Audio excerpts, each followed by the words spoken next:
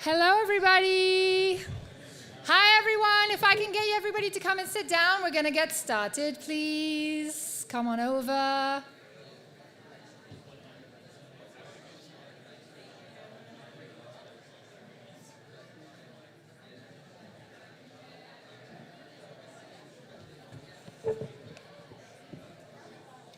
Plenty of seats at the front. Come on up. Don't be shy. We're here to hang out.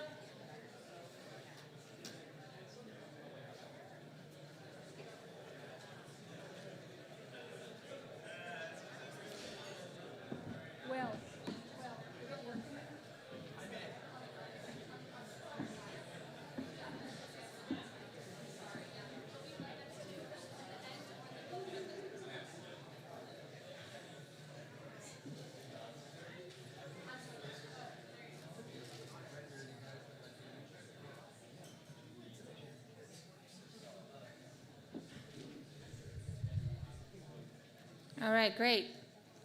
Come on down, come on down, come on down. Let's get started. I know, the food's a big draw. All right, great. Amazing. Thank you so much for being here. This is super, super exciting. So my name is Marie. I'm the Managing Director of the Center for Entrepreneurship Education at Northeastern. What do we do here? We really focus on experiential entrepreneurship and supporting founders wherever they come from, whatever they do, whatever they want to do in making those things happen. We focus on three things: good humans, sound ventures, and world leaders, right? That is what we focus on, both from a founder perspective and also for the 14 different organizations that we have in entrepreneurship that are led by students. So at Northeastern, we've got so many organizations led by students, which include a prototyping shop, a design firm, a marketing firm, a social impact investment fund, a student-run accelerator. Idea, can I have an applause for Idea, who brought us all here together? Woo! IDEA is our student-led accelerator, and the amazing team at IDEA, put this all together, and we are so thankful to them to bring the wider community here at Northeastern. So thank you so, so, so, so much. I'm not going to talk long because this isn't about me, but I would love to bring up somebody very special. So Yvonne Howe is the Secretary of Economic Development for the state of Massachusetts. She has been a founder, she's been an investor, she works for the state. In fact, she's been a CFO, she's been a CEO, she's been a co-founder. I mean, the list goes on and on and on. But if you really want to know how to get to know her, ask her about her dog. She will be very happy to talk about why a dog is such an important part of actually being a founder and taking those breaks and making sure that you're keeping your mental health and your sanity together. So Yvonne Howe, if you'd like to come up, we'd love to have you.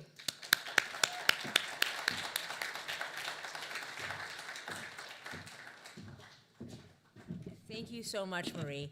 I appreciate the introduction. One funny story with all the CEO, CFO, CEO, all those things. When I was the CFO and COO of our startup, PillPack, it was a fast-growing, crazy, chaotic startup, and we had all-hands meetings like this. And the first all-hands meeting I went to with all of the employees, we let people submit anonymous questions. So the first question that was brought up was, yeah, this place used to be so fun, and it was so cool. You could do whatever you wanted. Now we have this old lady here, this like CFO, COO, ABC, WTF, like what's going on? That was my very first question. So it's like good to remember there's a perspective there. But I said something about the dog because Marie was welcoming me here, and she said, is there anything interesting that you like to do outside of work? And I was like, I had to think a long time. I was like, right now I'm working a lot. So the only thing I could think of was the dog. And the reason I thought about the dog was many, many CEOs that I've advised, in startups especially, I tell them it's really good to get a dog.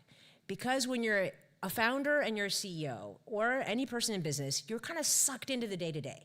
And you literally your emotions are up and down the roller coaster of did I raise money? How did that pitch go? I got into a fight with my co-founder, this customer's freaking out, I have an employee issue. And it's good to have a dog because the dog loves you no matter what. The dog doesn't care if you're going public. The dog doesn't care what your valuation is. It's unconditional love. And when you're with the dog, you're 100% present in that moment. And you have to take the dog outside, many times a day, and so it forces you to get outdoors and to get perspective. So that was how this came up. Anyways, I am so thrilled to be here. I have had a long career in the private sector. So I've been in big public companies, I've been in startups like PillPack, I've been in investment firms, I've been on boards. And in December of 2022, I was sitting at home and my cell phone rang, and it was a number I didn't recognize, and I picked it up, and it turned out to be Governor-elect Maura Healey, totally unexpected. And she said, I just got elected and I want to have someone on my cabinet who has business experience. So flash forward a couple weeks later, in January of 2023, I was sworn in, and I now have the incredible honor and privilege to be our Secretary of Economic Development for our state. So it's been a tremendous amount of learning. I have traveled all around the state and spent a lot of time meeting with all of our companies and our businesses. What I wanted to talk to you all, so I've been looking forward to this, I want to thank Marie for all her awesome work doing this. It's awesome. No, it's awesome. This is so cool what she's doing, and I wish I had been part of this when I was a student. I want to thank Tyler, and I want to thank Bella. Tyler emailed me about this event, and Bella helped organize all of this. Where are Tyler and Bella? Yay! So when Tyler emailed me out of the blue, I saw his email, and I was like, I told my team, let's make this work. My schedule's a little bit crazy today. I've had all kinds of meetings. I was just on the phone with the governor. I was at a big tourism conference. I've met with 2 different CEOs today and visited companies. But I said, let's make this work because, and I've been looking forward to this because you all are hugely important to our state and hugely important to me. So I'm super excited to be here with you today. And I want to kick off with a couple of things. One is, you're way smarter than I was. So how many of you are from Massachusetts, grew up here? Yay, I love that. So you're all our homegrown talent. How many of you, so I guess everybody else, how many of you are not from Massachusetts? You came here to study at one of these 10 universities. Yay. So I was in the latter group. So I grew up in Chicago. I'm the first person in my family to be born in this country. So my parents were born in China, and they fled to Taiwan during the war, and then they came here to the US for grad school. And I feel very lucky that my brother and I were born outside of Chicago and got all these different opportunities from being American. But I came to Massachusetts for the first time to go to school out in Western Mass. We didn't have IDEA, so I wish we did. But went out to school, came here to go to school out in Western Mass. And to me, you know, we are a really, so I came out to school here, and then I went and lived everywhere else. So I've lived everywhere. I've lived in Europe, I've lived in Asia, I've lived in San Francisco, Los Angeles, New York, Chicago. And then we came back here to Massachusetts, and now I feel so honored to be in this role because we're a really special state in a lot of ways, and you all are way smarter than me because for me, I was the first person in my family to be born here, and so my parents were always asking me, what are you gonna do? Can you be a doctor? Because that's kind of safe, and you'll have health insurance. Or can you be a lawyer? That's kind of safe, and you'll have health insurance. I never thought about doing startup stuff until much later in my life, and I wish I had started when I was your age. And I wish I had started living here in Massachusetts earlier in my life. So I'm so grateful for this state and for all of you because you're changing the world, and you're changing the world from here in our state. So I got into this role a year ago, and one of the first things that I learned is that in our state, in Massachusetts, once every 4 years, we have to do a formal economic development plan. So kind of like a strategy or like a pitch for the state. And so I talked to the governor, and I said, well, we have to do it. We're required by the legislation. We can kind of check the box, just kind of phone it in, or we can really do it. And of course, we decided we're going to really do it. So we really spent time on this economic development plan. And it's called Team Massachusetts, and I have my Taylor Swift bracelets that I wear for my teenage daughters, and I have my Team Massachusetts bracelet. And I gave one to Maria and one to Bella, and I'm going to give one to all the teams, because we realized in doing our economic development plan, we put together a council, we went across the state to all of our regions, we had 1,300 people from all over the state participate, and we had 11 sector working groups, we got all this input, we looked at all this data. What we realized is that in Massachusetts, when we work together as a team, we are unstoppable. We have incredible people in academia, in the private sector, in big companies, in startups, in venture firms, in hospitals, in nonprofits, in all of our towns and cities, and in our state government. When we work together across our ecosystem, we are unstoppable. So it's called Team Massachusetts, and how do we lead future generations? It's called Leading Future Generations. And the thing that you learn when you do all this work is that we are so lucky in our state in so many ways. We've led in for a long time in all kinds of different areas. So at the tourism conference I was at today, we talked about how we led by throwing tea in the water. We started the beginning of the revolution here in our state, which led to the formation of this country. But then we led with the first public school and the first public library and the first universal health care and the first gay marriage and marriage equality and the first in COVID vaccines and COVID laws. We've also been a state that's led in terms of innovations. First computer. First, we invented birth control here. We had the first development of the internet, actually at MIT. We've had a history of firsts. But we are living in interesting times. And this is not the time to hang out and to rest. This is the time when we need all of you doing all of what you're doing, much smarter than I was, starting companies and founding companies at your age here in our state. The thing that we realized when we were doing this plan is that these are really strange times. And I'm much older than you. So when I was growing up, I always thought the future was going to be better than the past. I thought that we were done with world wars. And I thought that there was always going to be America as the good guy to save the world. I never thought we'd be standing here in 2024 where we have not one but two world wars happening that are both incredibly heartbreaking. We have a Cold War with the country that my parents were born in. We are living in a place where the climate is warmer every day by the moment. It's the existential crisis of our times. And we have a lot of uncertainty. And America, I thought, was always going to be the good guy to come save the day. We're in an election year. We have a rematch. And when you look at DC, it's not clear that America's going to save the day. We're pretty dysfunctional in a lot of ways. And so then you look at the states. And I talk to a lot of young people, and I talk to a lot of startup founders. And when you look at other states that you might want to go to, states are choosing different paths. They're leading in different ways. So you have some states that are really open for business. And they're like, you know what, come to our state. We're super cheap, we have low taxes, we have no taxes, we have lots of land, come to our state. Some of those same states are states that also don't look like this. They don't believe in diversity, they don't believe in science, they don't believe in climate change, they don't believe in letting women choose what to do with their bodies, they don't believe in letting you love who you want to love, they don't believe in immigration.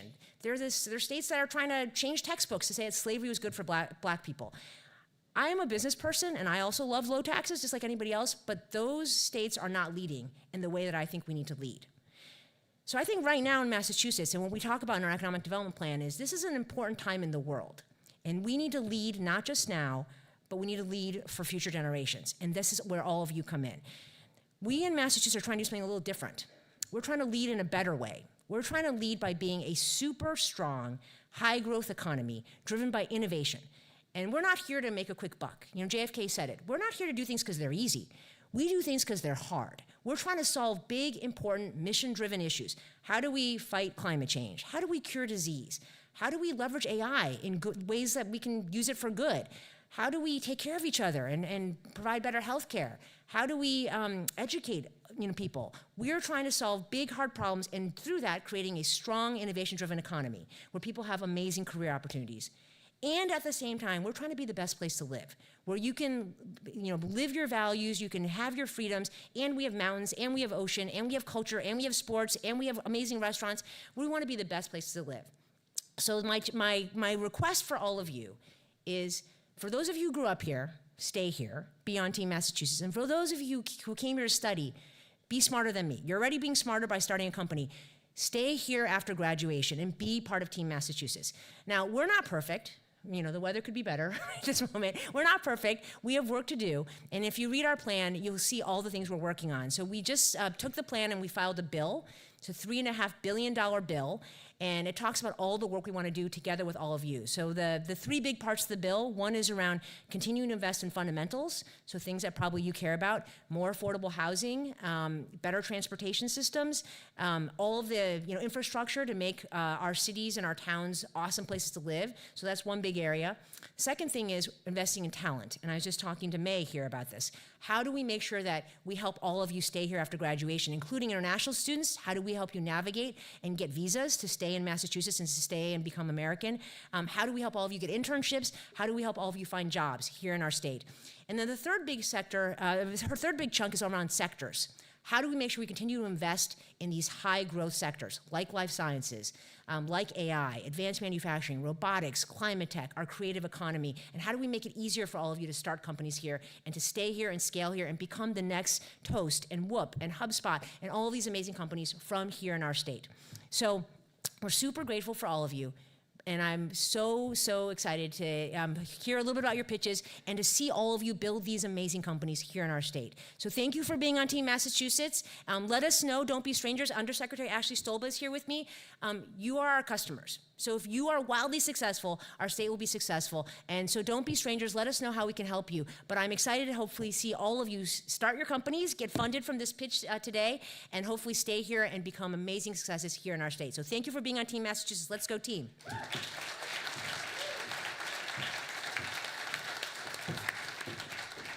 Phenomenal, and that's really what it's all about, right? Cross collaboration here. We're doing cross-college collaboration. Anytime we can work with each other is really when we're all going to win. So thank you so much for that. Before I hand it over to Bella, who is the CEO of IDEA, the Student-Led Accelerator, I wanted to take some time to say thank you so much to a few people without which this would not be possible. And those are our judges. So Chris Gardner from _VC, if you want to give a little wave. Yay! _VC is a local investment firm, and they have been really active in the community in terms of building mentorship opportunities, building events, making sure that we are all connected. The other person on tonight is Elka Trilla, who is not only an angel investor, but also a lawyer at Wilson Sonsini. So hi Elka. Woo! Elka invests in women and people of color exclusively, and she's been, again, very active in the ecosystem, so we're very grateful to have her. Will Perkins from Mintz, also an investor. Hi, Will. If you want to bribe Will, just bring him some food. He'll be happy to hang out. And Amma Marfo is also here. She is a pitch judge. She's also a stand-up comic. She is a writer, and she's been working a lot with local companies as well. So we are so thankful to have them here. Thank you to Wilson Sonsini, to Mintz, to Underscore. Thank you for the College of Engineering. Thank you to DMSB. Thank you to Mosaic. Thank you to all of the groups that came together to make this possible. But none of this would have been possible without the team at IDEA, which this year is being led by Bella. Bella, why don't you come on up?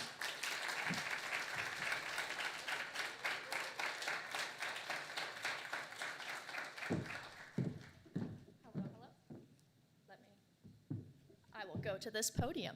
Hello, everybody. Thank you so much for being here. My name is Isabella Pivo, and I am the CEO of IDEA for this academic school year of 2023 to 2024. Before we get all into this huge event, I just want to say thank you to every single person who is here and sitting in these seats, the ventures, the university representatives, judges, people who delivered flowers, catering, AV. There's so many people who went into the process of this event, and particularly the mission that Pitch-A-Thon is here for. I fell in love with student entrepreneurship in my very first semester by joining the Entrepreneurs Club here on campus through a Duncan pitch competition. And ever since there, it's just been onwards and upwards. From creating my first startup to then being asked to become the CEO, it's been incredible. I've understood the importance of student entrepreneurship because I came in here not knowing anything to do, and what I found through startups was that you can really do anything if you know that there is a problem to solve. And that's been super important to me, and encouraging people to have the confidence and the grit to take that idea and make it into something even larger.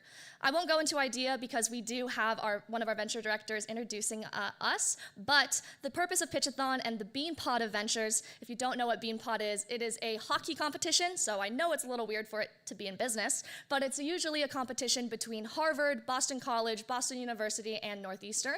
Not to brag or anything, but Northeastern did win this year for BEANPOT, so we do have the BEANPOT trophies in the back over there, so I definitely encourage you to take a picture with that to share it on your socials, because the BEANPOT trophies are here, everybody. So similar to the BEANPOT competition, we've gathered up now 10 universities instead of the usual 4 to pitch for cash prizes.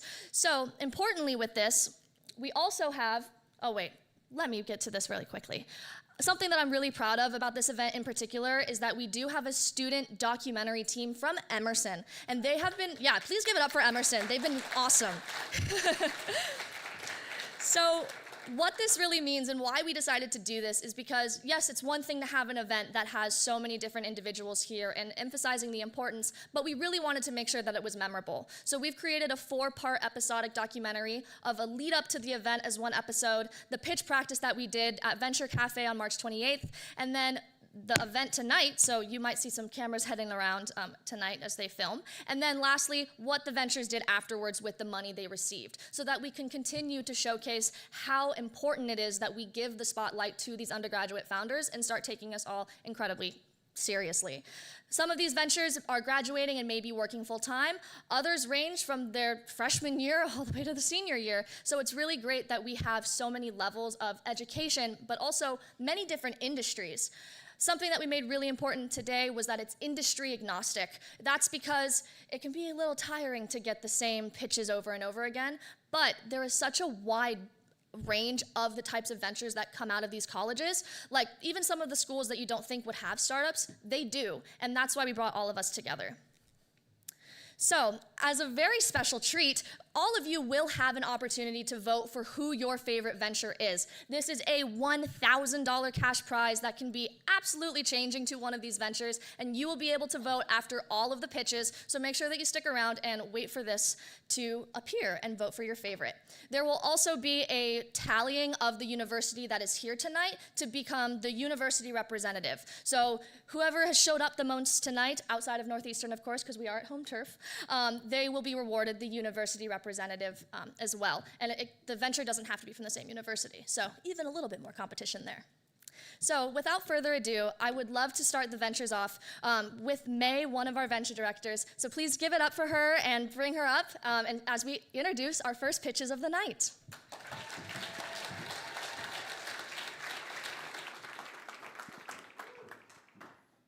Thank you, Bella. Hi, everyone. I'm May Ilusha, and I am the co-director of IDEA, which is Northeastern's student-led venture accelerator here on campus. And so since our founding in 2009, we're celebrating 15 years, we have helped over 1,000 ventures go through the ready stage and flesh out over 1,000 concepts. And out of that, we have over 150 launch ventures. And we have given over $100,000, in gap funding, and they have gone on to raise over $800 million in external funding. And so IDEA is a part of Mosaic, which is the larger ecosystem of student-led and entrepreneurship organizations here on campus.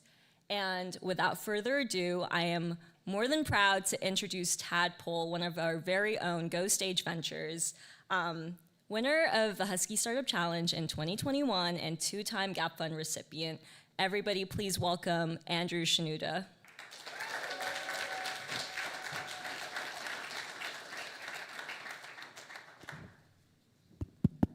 Does this work? Cool. Do I just get started?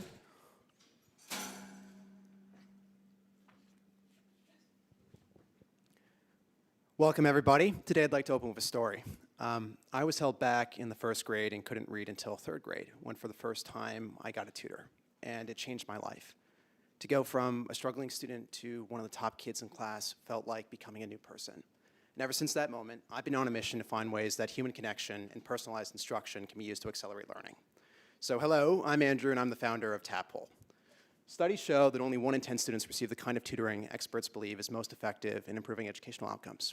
Tutoring is still a privilege that most students don't have access to. But does it have to be that way?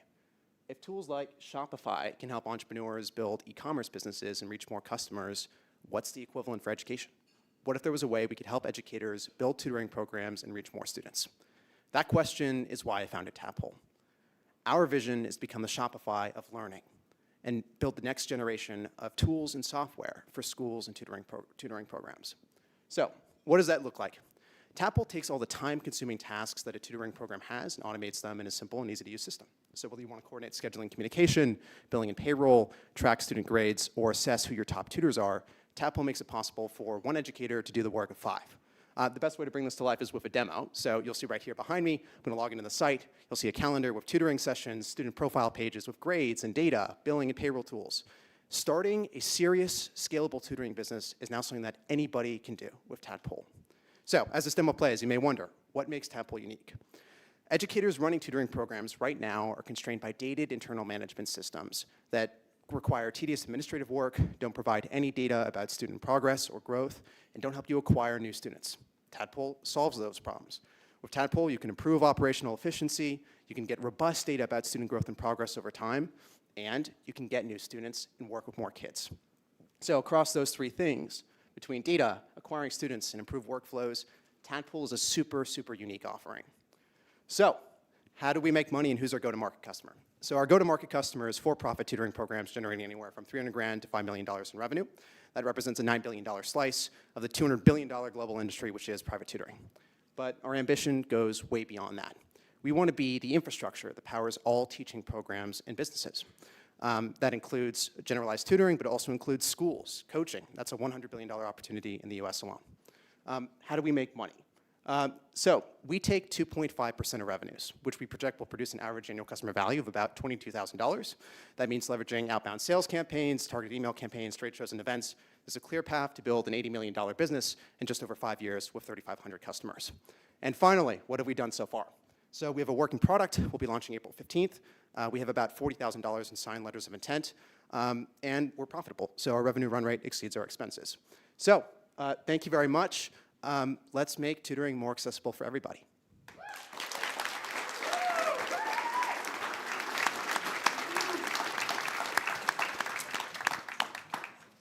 Wants to go first? I will jump in. Congratulations for going first. And I thought the opening story where you told your own life's events and just the passion you brought to the pitch really made it memorable for me. So I would encourage you to continue with that. On the sort of area for growth, maybe not so much for the company, but as the pitching goes forward, I realize it's a very short pitch time now. The demo looked great, but we didn't sort of have enough time to digest it. So a little of that got lost on me, but I love that you have a demo ready. You may push that to the end for future pitches. Probably a good call, yeah. But it was well done, and the presentation was sharp. I had a quick question about how you think about competitors, and maybe you don't think of it as a competitor, like Wyzant, which is kind of a network or a marketplace for tutors. And then you talked about maybe selling it into schools at some point, and of course there's all these other platforms, so it's kind of two different competitor sets. How do you think about that? I saw it was super quick, but I saw your competitive chart. How do you think about companies like that? Yeah, so like Wyzant, Varsity Tutors, there are online tutoring marketplaces that are kind of like making investments in instant tutoring. The goal here is to give people their own infrastructure to build their own tutoring programs instead of working under someone else's brand as like a contractor where you might get like a 30 or 40% cut captured by the marketplace. I do think that it's probably better to make an investment in helping people grow their own autonomous brands, their own autonomous businesses so that can like specialize and localize the community that they work in versus like a generalized marketplace where maybe you don't have contractors who are as incentivized to really provide the best care to their community or the students that they work with. So instead of a tutor giving their money to Wyzant, perhaps you're telling them, hey, I can help you run your own business. Yeah, start your own business. Work with a bunch of kids, hire your own tutors, build a legacy. Yeah, super cool.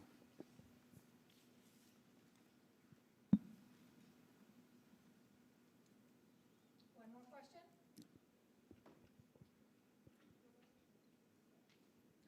Cool. Nicely Thanks, done. guys.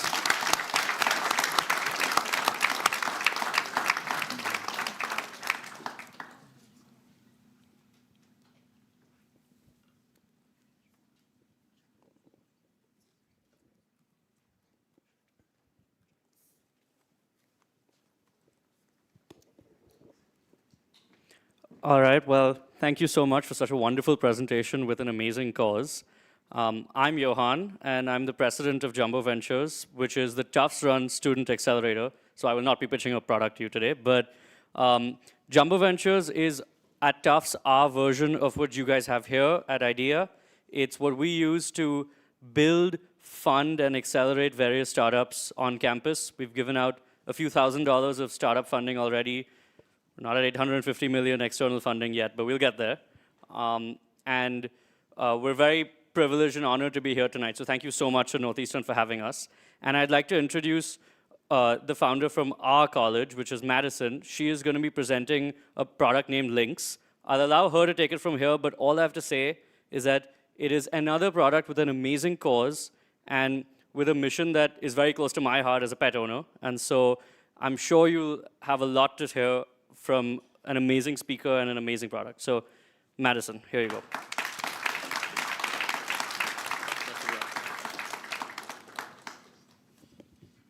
Hi, everyone. My name is Madison. I'm a former veterinary assistant of 2 years, now working on Lynx, with the goal of creating non-invasive screening for canine skin cancer. Over the span of their lives, 1 in 3 dogs will develop cancer.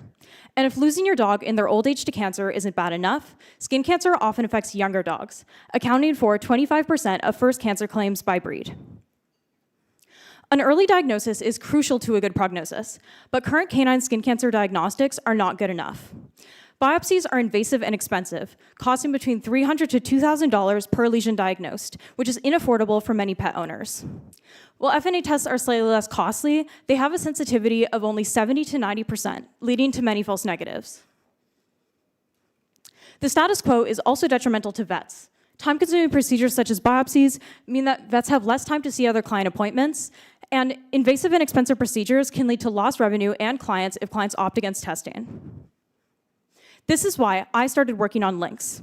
With Lynx, we are developing a tool for veterinarians that uses AI to analyze images of canine skin lesions as well as patient information and inform downstream diagnostics and treatment. As a non-invasive and software-based tool, Lynx will save time for vets, reducing the need for FNA tests and biopsies. And as a cost-effective solution, we expect to see more clients opt to test their dog's lesions, leading to earlier skin cancer detection. Additionally, with biopsies, lesions are often diagnosed at the same time as they are removed. But if vets have a preemptive diagnosis before operating, they can ensure no cancerous tissue is left behind. To access Lynx, vets will pay a monthly subscription fee. For each case, they will submit an image of the canine skin lesion, as well as pet demographics and symptoms, which will be analyzed by Lynx's AI model to provide a predictive diagnosis and the model confidence in less than 5 minutes. We are currently working on data collection to build a dataset on which to test Lynx's AI model. To do this, we've developed a web app through which vets can submit cases and their diagnoses, and we're working with vets from the University of Florida, Iowa State, and Tufts, as well as 5 vets from 4 different private practices across Canada and the US. In terms of next steps, we're expanding sources of data collection to achieve an accuracy of above 90%. We're currently finalizing partnerships for a paid data collection study and collaborations with 2 more veterinary schools, as well as partnerships with 2 veterinary case management companies. We plan on signing contracts for these by June, so that we can collect 9,000 cases by the end of August. In September, we plan on launching a full pilot with all of our collaborators before launching our product by the end of year. Once we have confirmed accuracy and veterinary buy-in, we plan on developing a version of the product for pet owners. We currently have 2 advisors. Dr. Derek Whitley is the Chief Medical Officer at Vidium Animal Health and our veterinary advisor, and Darian Shetler is a machine learning engineer and our technical advisor. We believe in a future where veterinary diagnostics are affordable and efficient, and with Lynx, we can make this vision a reality. Thank you.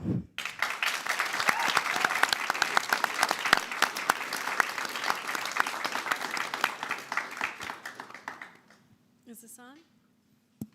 Can you hear me? Yes. Yeah? Okay, thank you so much. So I see you have what looks like a SaaS program. Will there be any hardware involved? No. And how are you getting introductions to the veterinary offices?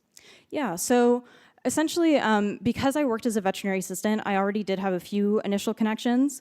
My advisor, Derek Whitley, he has been great in connecting me with other veterinary clinics, as well as other companies that we're working on partnerships with who already have a lot of veterinary clients. I guess I know more about the human side. Is there a regulatory pathway? Are there approvals needed? How does that fit in? Yeah, so the FDA technically oversees all veterinary products, but there's no regulatory pathway that we have to go through like in human products. And it's the same thing in Canada. Are you compensating the existing vets for the data you're getting to train your models, or how are you thinking about keeping that going over time? Yeah, so that's a great question. The vets that we're currently working with who work at private practices are getting guaranteed free services for 3 months once we start a product. The vets from academic institutions, it depends on the case-by-case basis. Some we are collaborating on publications, which we also help will expand veterinary buy-in once a product is launched. And then others, we are also offering free services for a set amount of time. Is it possible there's public data sets on that? Like, Yeah, so we have looked into that. There are no public data sets. There are a few people we're working with to try to get access to some initially collected data at academic institutions and such, but it's pretty limited since it's not typical for people to take images of external lesions. nice job.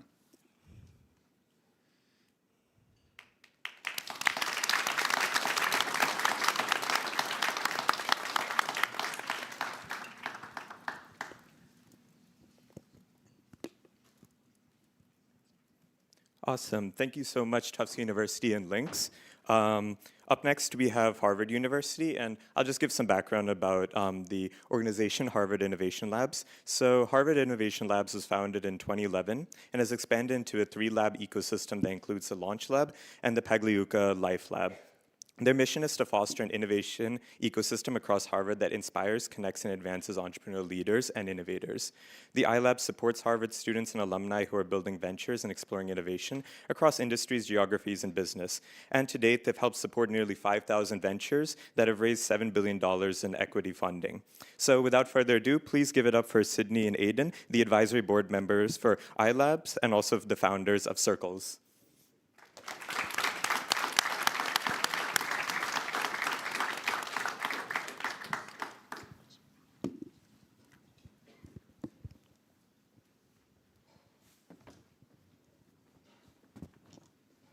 Hey everyone, my name's Sydney. And my name's Aiden. And we're both college sophomores who have watched our peers and classmates succumb to stress-induced burnout due to a lack of accountability and motivation. On top of that, we've watched them try to use goal-setting apps, but end up deleting them due to a lack of user updates that are installed in the app. On top of that, 80% of people are currently quitting their New Year's resolutions after just 1 month. And so Sydney and I realized that we had a unique solution to this problem that stems from our high school friend group. The group of us joined a Discord server where we shared our goals with each other every week and held each other accountable. At the end of the week, anyone who hadn't reached their goals was forced to run 5 miles. I've been there one too many times. And so as you can see, this system was really successful for us, and therefore the Circles method was born. Circles is a gamified productivity app where users can join groups based on their shared interests and set and track goals with their friends. It has versatile use and can be applied to anything from academics to athletics. We have several advanced productivity tools, and we're really focused on community-driven success. Let's look at an actual example of how this app is currently being used. A lot of people want to use Circles to track their gym fitness, and so a lot of our users have made health circles where they're tracking their running goals and collaborative circles with friends. As you can see based on our dynamic progress leaderboard, you actually stay motivated to complete your goals. On top of that, some of our current free features include 3 focus circles, an achievement leaderboard, and the progress dashboard that we just saw. And some of our premium features include cross-circle competitions, unlimited circles, and a personalizable goal tracker. Taking a look at the competitive analysis, there are a few productivity apps like Goalify that let you create a goal and share it with a friend. However, they don't let you create a comprehensive community around shared successes. On the social side, apps like Facebook groups have no productivity tools whatsoever, and so what we've done is taken the best of both worlds and put them together in Circles. There's a huge market space for this. In fact, there's over 100 million college students, gym goers, and hobbyists, and additional 85,000 gyms, college teams, and corporations that we aim to partner with. We operate on a freemium model. Our app is currently free to download and use, but we also offer a premium version for $8 a month or $5 for students. In addition, we sell bulk licenses to institutions and organizations at a discounted rate depending on how many users are within their group. With our current growth rates and our projected partnerships, we're anticipating over $12 million in annual recurring revenue within 3 years, as well as 2 million monthly active users. So we do have some significant traction so far. We launched our app just last week and currently have over 1,500 impressions with a 30% conversion rate. We are two-time winners of the most promising new venture in the social category at Rowan University and are currently backed by Oric LLP. So we have 427 live users just in the past 7 days, with 90% of them being students. We have 1,500 followers on social media, and we've already raised $7K in university grants that have been fully reinvested back into the company. Our team is fully undergraduates. Aiden and I are best friends. We've known each other for 10 years, and we're ready to take on this venture. And here's our team of expert advisors. They're industry leaders in everything from marketing to sales to clinical psychology research. And with their support, we're confident that we can face any challenge that we come across as we continue to grow our app. So thank you for this amazing opportunity. We encourage you to download our app, check it out, and start growing with Circles.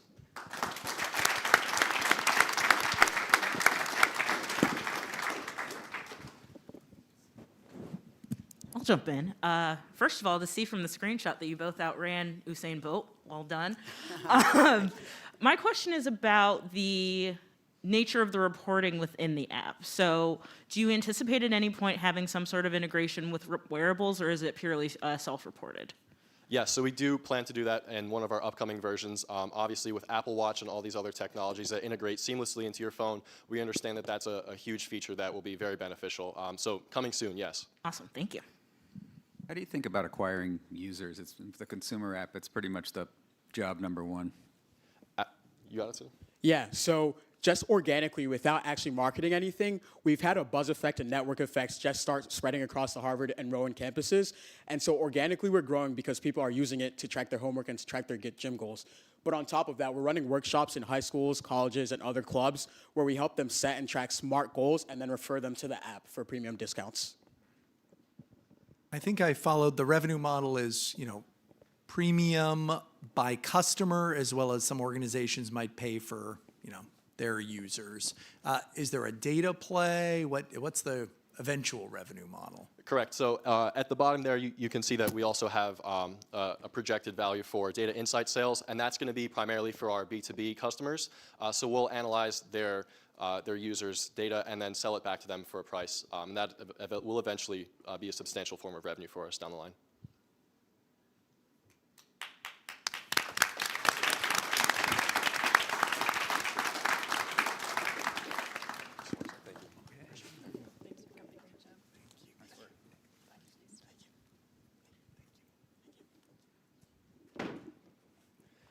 Hi, everyone. Circles, thank you so much for that great pitch. I'm sure we all could use a little bit more better ways to motivate ourselves. My name is Chris Carabas. I'm the co-chairman for Start at Shea, BC's executive board for the Shea Center for Entrepreneurship. What we do on BC's campus is we make ideas happen. We have programming to help bring student startups from everything from ideas to actual execution, connect them to a greater community of the entrepreneurship center and resources that we have available. Basically, what we do is all BC students are welcome to come to any event, no matter what your major, no matter what stage your idea is. It's a really special place, and I'm so grateful to Northeastern for having us here, and I'm thrilled to introduce Zara with Vitality, winner of our elevator pitch competition and Straight Kosh venture competition.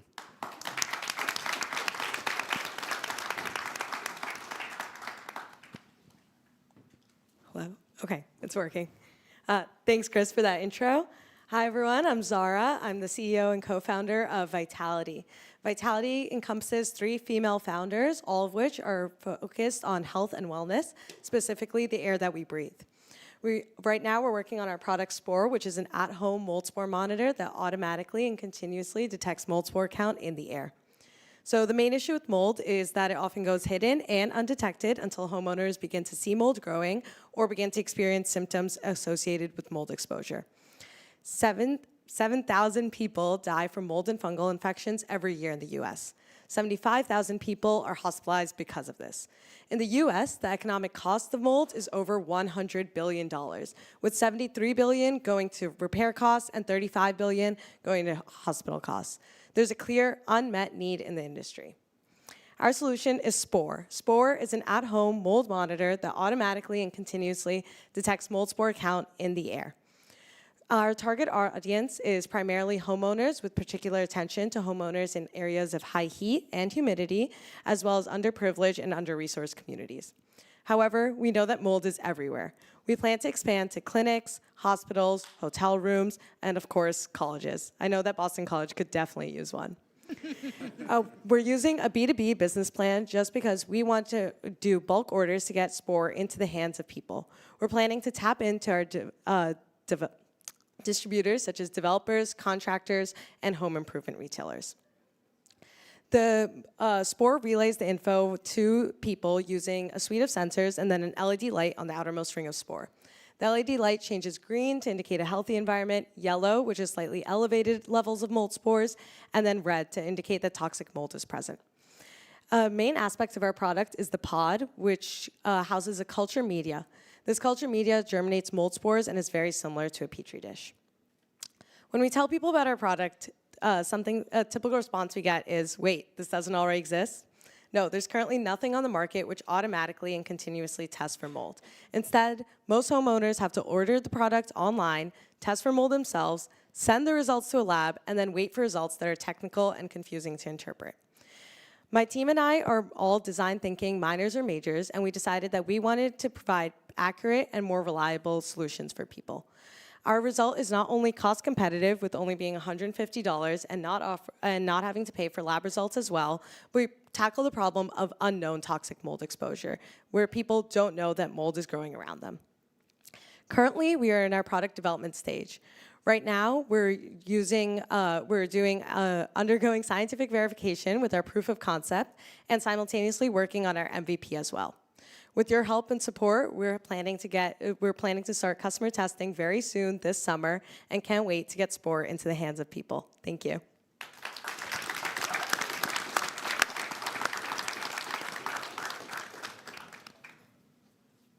Just curious on the pricing, is it $150 or is it razor blade? Am I buying cartridges? What's the sort of...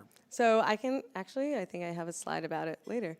So it's $150 for the initial price of the unit, and then $60 for a yearly pod subscription fee. Our plan is to do tiered modeling, so it's like if you're buying for 3 years, it's $300, helps people kind of look at it as an investment of $100 per year. Also allows us to have a recurring revenue with the subscription model. And for optimal functionality, do you need one of the units on every floor? How many do you need per square foot? How does that work? Yeah, so a lot of the testing we're doing right now with our proof of concept device is to look at square footage, to see like the logistical issues with it. As of right now, it's just one per floor, but we're looking at how college dorms, floors are huge. So what does that floor look like? Kind of honing in on those ideas. Do you send the pod in, or is it internet connected, or what's going on there? It's like just... With the pod? Yeah, you just... The pod, you don't have to worry about it. It's as soon as it's done, you can throw it out and you just put in a new one. It detects and then alerts you? How does it alert you? Yeah, so it uses the color change on the... Color change, got it. Yep. So it alerts the user, but not necessarily like exterior monitoring, like a alarm system or something like that. It does. Just because we want to be accessible, we have also put in an alarm, because for people that aren't able to see it, we want to make sure that they can also hear it and know that there is toxic mold exposure, just because of how detrimental the effects are with mold. And then once it fires, you have to replace the pod? Yeah. Yeah. How come B2B to start and not D2C? Like, skip all the hard stuff, at least for now, and just test it out in a simple way?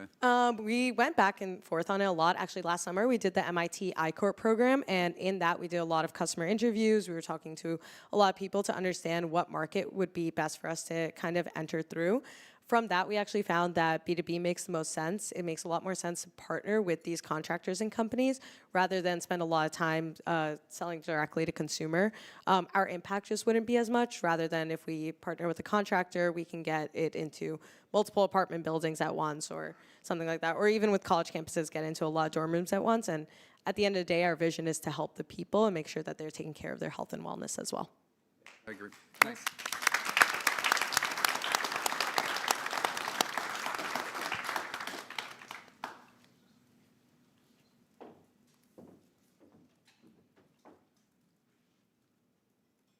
Congratulations, Zara. It is so exciting to see your growth and SPOR's growth since seeing you pitch in December. Hi, everyone. My name is Bryn Norquist, and I'm actually the founder of the next venture, but I'm here to announce my involvement at Emerson College because Hike was not actually born out of an entrepreneurial organization at Emerson, but I'm very involved in my community. I'm actually the line producer on an award show, the largest broadcasted award show in the world, and Emerson has an amazing entrepreneurship minor called E3. So I thank everyone who's here today from Emerson, the incredible documentary crew for being here, and the community that has supported me to start Hike. So.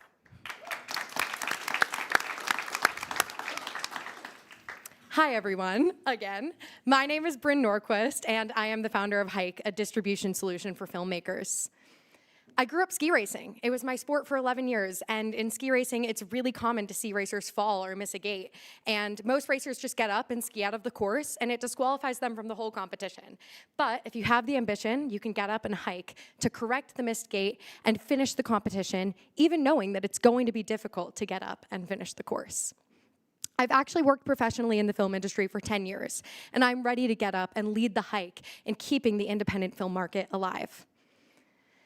Following the 2022 repeal of the United States Paramount Decree, there's a real risk of reverting back to a studio system equivalent, where major studios have complete oligopoly control over the entire industry, leaving the independent film market to die. I'm also a student at Emerson College, as you all know, and I identified a problem in the Emerson community around the same time as this repeal. Emerson has many production resources getting films produced, and once they're made, they're ultimately only going to platforms like YouTube, Vimeo, or Instagram, or not getting distributed at all. But there are over 1,000 film festivals in just the US alone, helping these films reach the broader academic and film audience. So I took this lack of distribution opportunity and I launched Emerson College's first ever distribution program in fall of 2022. And I have received multiple Oscar qualifying festival acceptances and recently signed a partnership with an aggregator, expanding our program. So I built a horizontal network after I launched this, and I confirmed that there are too many films that are neglected after they're produced. Because most of these films right now are using Film Freeway for their distribution route. And Film Freeway is an incredible resource. It's the primary and only resource that currently exists, but they're not a research platform. And they offer categories for a specified search, but with every click, it actually broadens the results, not specifying them, leading distribution efforts for independent filmmakers looking something like this, wasting resources and time. So our solution is a new film festival research and distribution platform, leveraging data-driven insights to transform the distribution process. Filmmakers come on our profile and we give them personalized festival recommendations based off of personal and project specifics. And we empower them to make informed decisions about their distribution process, eliminating all the uncertainty. Our prime differentiation to Film Freeway is our personalized approach. Obviously for our users, but also for our festivals. We offer them customizable UI, and we are implementing an AI chat box for all of our users, and we're offering better submitter insights to the festivals so that they can use that data to leverage their events. Right now, we will monetize through submission fees. Film Freeway currently takes 9%, and on average, in the first round of distribution, filmmakers are currently spending around $2,500. We'll also offer a subscription model to waive the service fees, but I'm still working on the pricing because I'm working with my users to better understand what they'll actually pay. Here's my traction so far. I just launched my waitlist last month, so this is very exciting for me, and this is my board so far. An incredible mentor of mine has said, in a down market, we have to take advantage of it, and it is time to hike. Thank you.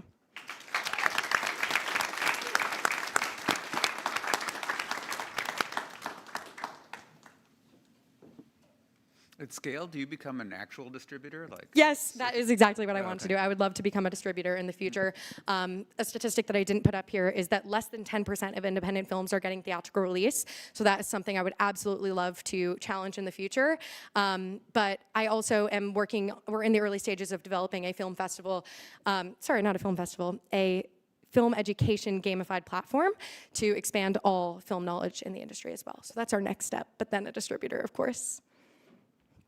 I was impressed by how many film festivals there were. I had no idea. How big is this in the next several years before you're a distributor? Or what's the growth story? How big? Well, the thing is the global market is so much bigger than the U.S. market. So I would love to expand globally. The aggregator that we actually partnered with my distribution program is a UK and Europe festival distributor. So I don't know too much about that market yet. I'm learning and I'm getting ready to do so. And I will expand my knowledge there over the next few years and hopefully expand global. So thank you for taking on Film Freeway. It is a quagmire. Oh my God, Yeah. it's awful. So I guess I wonder, as you think about the definition of independent and how there's been that creep to the point where things like Sundance and Cannes that were originally for smaller movies have gotten so big, do you see like an upper limit for what you might be willing to entertain on the platform? Oh, that's a really good question. I think that independent content, it has so many different definitions, but I would mostly say that it's anything outside of the studios. The studios are really limiting us from being able to have content outside of what they're producing because the Paramount decree actually stopped, it is allowing us to be vertically integrated again. So they're controlling development, production, distribution, and they're gonna start owning theaters now soon. So I'm trying to fix that problem, and any content outside of that is welcome on Hike. Wonderful, thank you. Thanks. All right, thanks guys.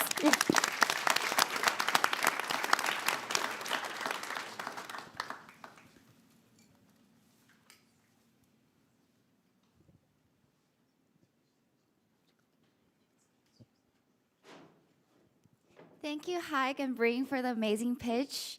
My name is Lillian Chu. I am a founder and junior at Babson College. Super excited to be here to introduce my college and my organization. Babson College was named as the #1 school of entrepreneurship for the past 27 years, and its mission is to empower entrepreneurs of all kinds. We have abundant resources for all the founders at any stage of their journey through our curriculums, pitch competitions, accelerators, speakers, and professors who are successful entrepreneurs themselves. And beyond that, we also have student-run organizations such as eTower, which is an on-campus founders house where students gather together to bond with each other. And actually, today, our representative have lived in eTower for 2 years and was our first former president in our community. So I'm super excited to introduce her on the stage, the founder and CEO of Bond, Chloe Samaha.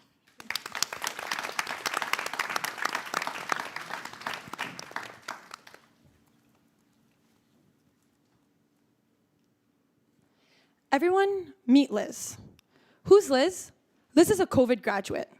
And what that means is her first internship was virtual, her first job was virtual, and her current job is still virtual.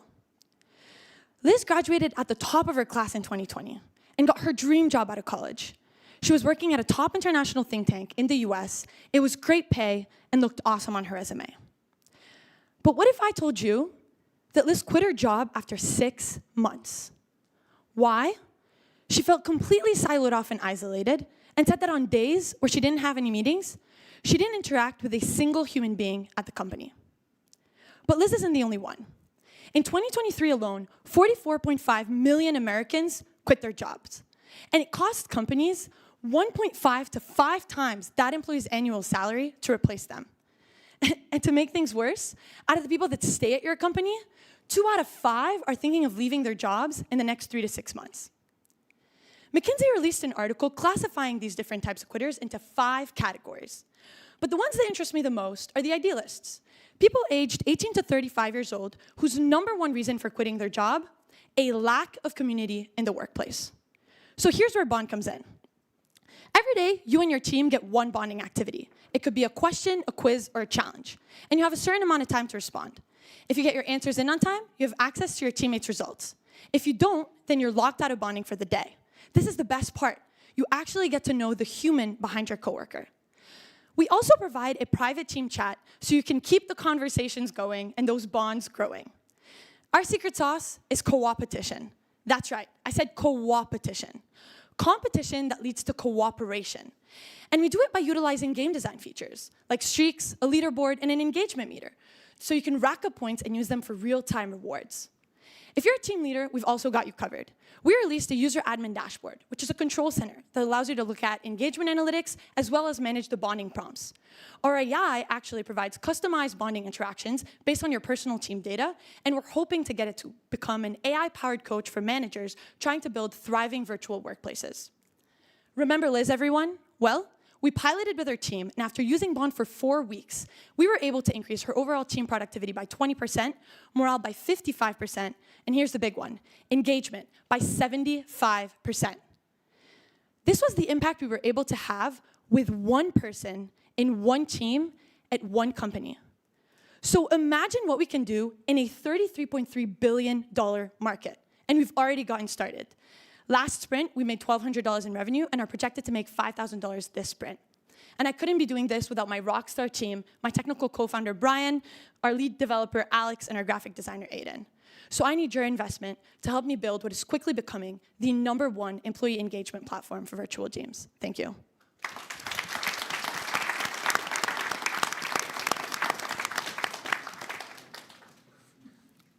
Did you spend any time debating about whether you'd do this as like a plugin for Slack or Teams before you decided to build your own app? Yes, actually. So this all started with me after I quit a private equity internship. It was women-led impact investing. I thought it was my dream job. I was working virtually with them for six weeks. And then it was just incredibly lonely. I was super excited at the beginning. By the end of it, I was just like, I can't do this. I feel incredibly isolated. My morale is super low. I just feel like I'm treated like a robot. So I spent the next 206 days manually sending them out through WhatsApp and Slack with 9 different teams, trying to prove the concept and see, are people actually going to be interested in this? One of our competitors is actually a Slack integration, and it's Donut. And what they've done is they send out bonding prompts, but there's no growth. The retention is great for 1 month, but after that, managers can't really use that information and actually implement actionable steps to be able to increase the engagement of their team, increase their productivity. And so that's what we're trying to do with the user admin dashboard. And then with the co-opetition, we're trying to get users to keep on coming every single day and see their growth as a human, see the growth of their team. And can you talk to us a little bit more about the pricing model? Yes, I actually have a slide on here. So right now, it's $4.99 per user per month after a 15-day free trial. Why? Because this fits exactly into a manager's budget. Our go-to-market strategy is kind of like what WorkVivo did. WorkVivo just recently got acquired by Zoom for 240 million euros, and they targeted managers and founders of virtual teams. It fits exactly in their budget because they're investing under $60 per employee per year. And so right now, let's say a team signs up. We have a team that's 12. It's around $1,300 that they're paying us on this pricing. And then as we continue to develop the AI-powered coach for managers, we'll revert to the $33 per user per month, which is under $100. Still fits within their budgets. Great job. Thank you. What is your go-to-market? How are you going to get to companies? What size? Where's your target? Yeah, that's a great question. Thank you. So the size of companies that we're actually targeting are managers and founders that are managing teams 12 to 25 employees virtually. Why we found it to be such a sweet spot, because they're kind of in that stage where they're scaling. It's not just 4 or 5 and you know everybody really well. It's kind of like 12 to 25. And you're either scaling to that size and want to keep that really strong culture, or you're a manager in that team and want to get to know the humans. So that's kind of like what our specific target market right now. And the verticals are SaaS, marketing, sales that have really been successful. The private equity firm that I was actually interning at, right now we're closing in on them, which is super exciting. And I want to really see moving forward with that, if that's going to be a vertical that's interesting and whether they can deploy it with their portfolio companies and how that's going to work. Yeah.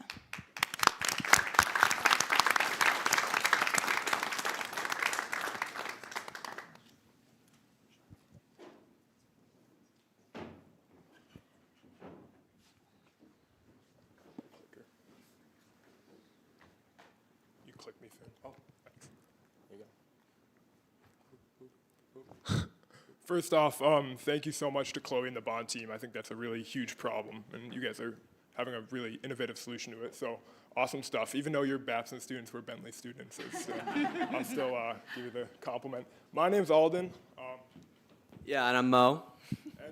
We're just going to be talking really briefly about the Bentley Entrepreneurship Society and then introducing Finn from Acelno.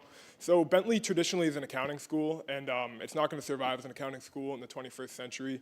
So we're kind of just trying to play the position of kind of bringing Bentley into the 21st century and helping them kind of create an entrepreneurial environment where founders can kind of meet each other and have the resources they need to kind of compete with the schools here, which have kind of sometimes more built-out entrepreneurial programs.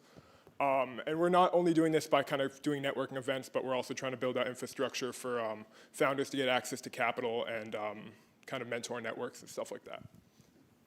Yeah, so just to hit a couple key metrics here, we've had over the last 2 years a 300% growth.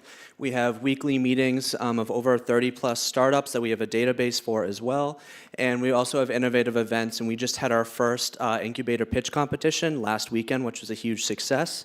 Along with working with our intercollegiate partners through the BEAN conference, Boston's Entrepreneurship Aggregate Network, which I hope for you all to hear soon. There's a lot of exciting stuff, and we're just really glad to be involved and working alongside all of you. And thank you for Northeastern for this wonderful event. Yeah, and with that being said, Finn's been a huge part of the community here, helping us out at BES, and his company, as you guys are about to find out, addresses a huge pain point for me personally, a lot of finance students. I'm using the DCF builder like every day in my finance class, but with that being said, I'm excited to welcome Finn up on stage to talk about Acelno.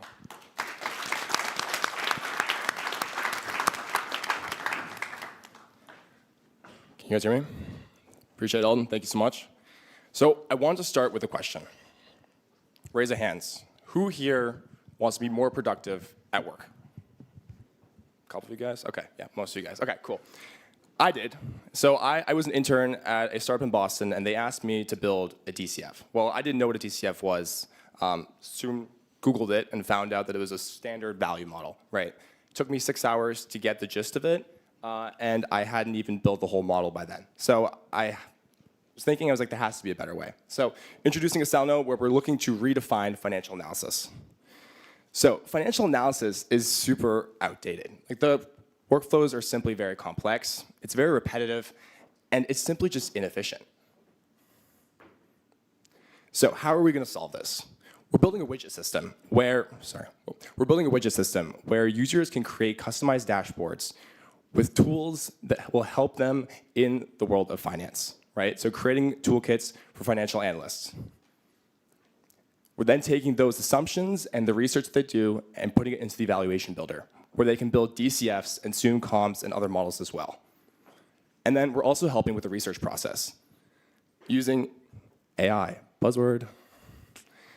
And this is the team that's making it happen. My name is Finn Beck. I'm the CEO. This is Arun Kamani. Shout out to Arun. And the CTO, Ashish Rajal. He's at UC Santa Barbara. And we're currently all seniors.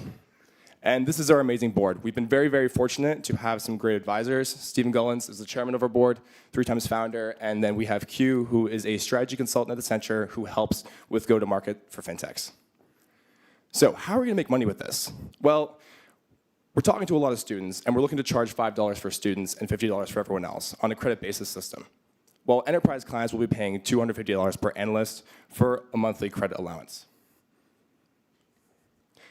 And we actually launched. We launched the MVP a couple weeks back and got over 100 users within the first week. There's students at Stanford, Harvard, NYU, all using our product, and analysts at PwC, Deutsche Bank, and the Bluefinch Group also hopping on board. So this is our competition. They're great, but they're looking to remove the analyst. We're looking to accentuate what they do best, kind of bring forward that human intuition. And so where have we been and where are we going? So we released a DCF tool. We're looking to do comps very soon, and we're trying to add more customizability. And we're looking to move into private data, which is going to be a game changer for venture capital and private equity.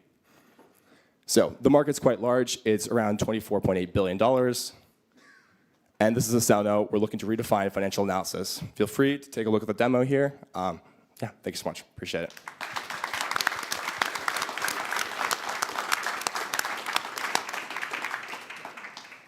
Thanks and great job. What are you doing? How are you thinking about actually training up the fundamentals here for junior analysts and making sure that they know how to use the program appropriately? So the feedback that we got from like our initial users is that it's quite like interactive and quite easy to use. That was one thing that like when I first started using Bloomberg and some of like the software that's currently out there, not saying that we're trying to replace them, but the software that's currently out there for market research, there's a big learning curve. Like there's certificates for Bloomberg, right? It's not an easy thing to do. The barrier of entry is incredibly high, even from like an equity standpoint, right? Like there's some people, students, schools that just can't afford to spend $25,000 on a Bloomberg license, right? So offering different alternatives to that maybe don't have all the features, but kind of have a bare bones version of what's necessary at a lower cost, it definitely is advantageous. And to answer your question, people liked what we were building, but I'm very focused on making it even more user-friendly. Who's your initial target customer? I mean, you know, even the PE guys and the hedge fund guys do the analysis a little bit different. So. Yeah, no, absolutely. So definitely, not to confuse anybody, but yeah, no, we're definitely targeting hedge funds first and looking to get into those. Like the go-to-market is kind of a bottom-up, so from students to kind of first-year analysts, and then later on also top-down as well when we're targeting investment banks and really anyone that's working with publicly available data. Who are the competitors today? Is it all internally built Excel files or? Yeah, so like some of the major banks have systems. I've talked to a couple analysts, again, some of the bigger firms, and like what they have is good. It's not great, and like they're always looking for different solutions. And like hedge funds specifically, I mean, they'll always pay for an edge. Like it doesn't really matter, even if it's a small edge, they don't really care, and they have quite a little bit of money to blow on that. But in terms of, sorry, do you mind rephrasing your question? Oh, just what's the competition? The Excel competition, models yeah. or? Sorry, so like the banks itself, like they have competition, but I think if there's a better solution out there, they'll go for it. And in terms of the competitors I've identified here, Stock Unlock does very simplistic stuff for like retail investors. So it's not really in our space 100%. Like you wouldn't submit this to your managing partner for a stock tip. Quill is a great startup out of MIT, but they've automated the entire process where we're kind of holding their hand and walking them through the process. You can automate it completely, or you can actually get down into the nitty-gritty and make those assumptions, make those changes, and have a customized solution that is actually what you produce, right? I think as educators, some of you guys in this room, like it's a big I'm using AI for cheating, right? This, you're thinking, this is your thought, your intuition. This is not a computer that's generating something. This is you, and this is accentuating that. And I think that's kind of like the key differentiator that none of these other apps are doing.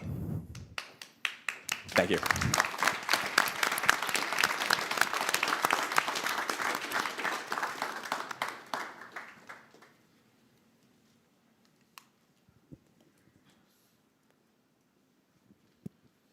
Hello. Ooh, that's cool. What's going on, guys? My name's Oliver. I am the president of Suffolk University Entrepreneurship Club. Like the people who stood up here before, we also help facilitate entrepreneurship. So that is through different startup programs. It's our job because we understand that entrepreneurship does not happen in a classroom. You have to go get involved in the amazing community of Boston. That's where we're located, right in the heart of the city.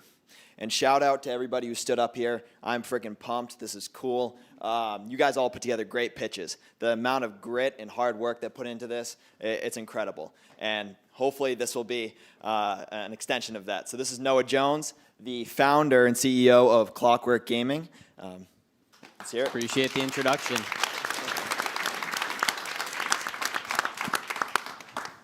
So as he said, my name is Noah Jones. I'm the founder of Clockwork Gaming, the future of marketing. So let me talk about my journey real quick. So I started roughly 10 years ago making small games using a pre-made kit. I slowly grew and opened up a portfolio of over 30 different games. We took that and we were able to grow it to the point where we made revenue numbers of over 6 figures, right? With that, I wasn't too familiar with the revenue side, so I had to bring on someone to take care of the whole revenue side of the company, which is when I met Tom. So let me tell you about a problem real quick. A lot of companies tend to use social media to advertise to Gen Z. but 95% of Gen Z play video games. So there's an obvious connection there, right? So there are three main platforms when it comes to the whole video game platform. There's Minecraft, Fortnite, and Roblox. Let me tell you about Roblox. Roblox is the #1 video game platform. It's available on all devices. Every single year, their numbers double, right? So last year, they had roughly half that number in daily active users, and every single year, that doubles every single time. So now let me talk about the actual companies coming, or brands coming to the platform. Every single brand coming to the platform has an amazing idea when it comes to the brand. They want to promote their product, as they do on different platforms like YouTube and other different platforms, right? But what they're struggling with is they're not making actual Roblox games, and they're not connecting with the actual user. So that's where I come in. I've been doing this for roughly 10 years. And as you can see on the left-hand side, you'll see my stats versus their stats, right? As you can see, I have a much higher average like ratio and average play time, meaning they'll stay in the game for longer, they'll come back, my retention rates are much higher, and we've been doing this for so long where we know how we're going to be able to make this game last so much longer, right? So let me talk about the partnerships, right? So we've gone ahead and we've made multiple small partnerships that are kind of verbal at the current moment, but once we get the R&D side covered, we're going to be able to take that and leverage that to our over 500 different influencers and take that to the next level. So where would the money go? The major thing for us is we're going to need the money for the R&D side, which we already are kind of chipping away at. But when we get that set, we're going to go ahead and approach our different brands, and we're going to go ahead and build that game out, which will last for a long period of time. So let me talk about the revenue streams quite briefly. So we're going to have a profit share of the game. I mean, it depends on the different deals we have with the different companies, but in a lot of standpoints, they'll go ahead and they'll give you money for the actual game itself. Then once we do that, we're going to go ahead and we're going to advertise the merchandise side for each and every single game, which will bring an additional revenue source. Once we do that, we're going to go ahead and connect them to different games that we have in the future, which may help them even more. Thank you. Are there any questions?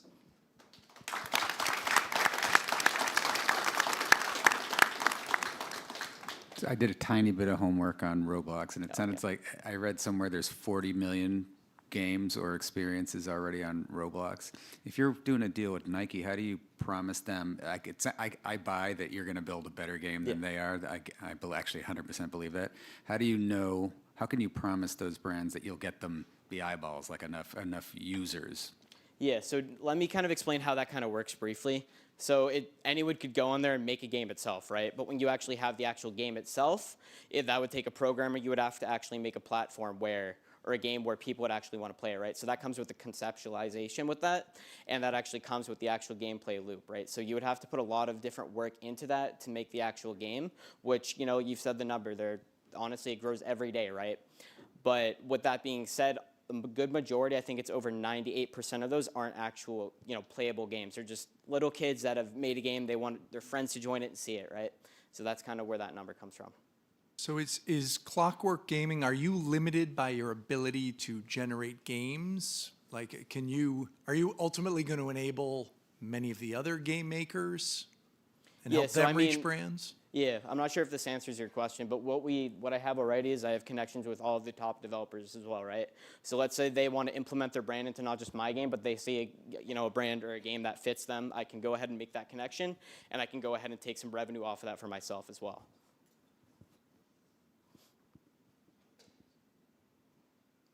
Anyone? Thank you.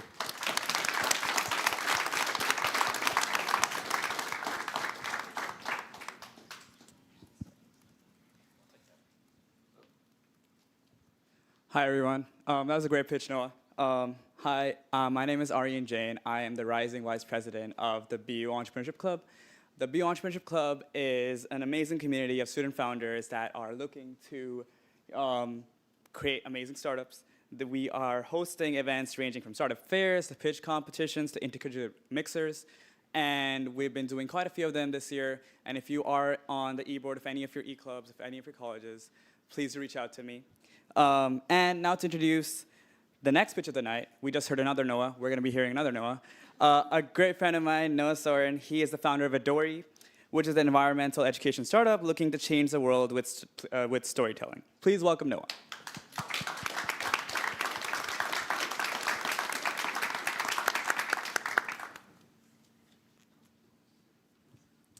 Good evening, everyone.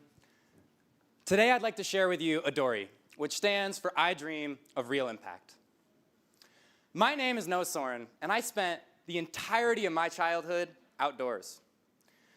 I grew up on a farm in a really tiny town in northern Vermont called Montgomery, where I spent every waking moment hiking, camping, kayaking, gardening, learning to love and appreciate the earth.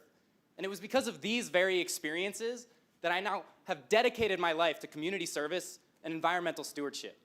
But I'm afraid that the majority of kids in America don't have opportunities to engage with the beauty of nature in the same way that I did. In fact, 90% of children these days are breathing polluted air. 80% of them have ingested microplastics, and 84% of Americans are suffering from climate anxiety. But what worries me even more about this issue is that even though kids start developing their values, biases, and behaviors, their daily habits, whether they recycle, compost, as early as 5 years old, they're not learning about it in the US education system until they're on average 13 years old. So my freshman year, I set out on a mission to find out why this was such a problem. I spoke with parents, early childhood educators, and even little kids, and what I found is that learning about sustainability is really complicated. It's time-consuming, and it's anxiety-inducing. So that's where Adori comes in.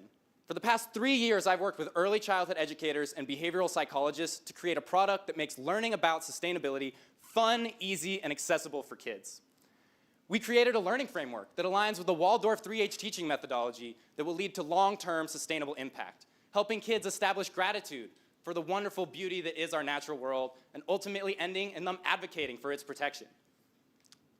At our core, Adori's core purpose is creating fun educational content and resources to help both parents and teachers teach their kids about sustainability in a way that leads to long-term sustainable habit development. Take our first product, Benji the Tree Hopper. Kids don't learn from textbooks, kids learn from their toys, their games. Benji is a fun, interactive stuffed toy that represents the trees. Benji speaks for the trees. The stuffed animal comes with an educational picture book to teach kids about deforestation in a way that's empowering and optimistic rather than anxiety-inducing.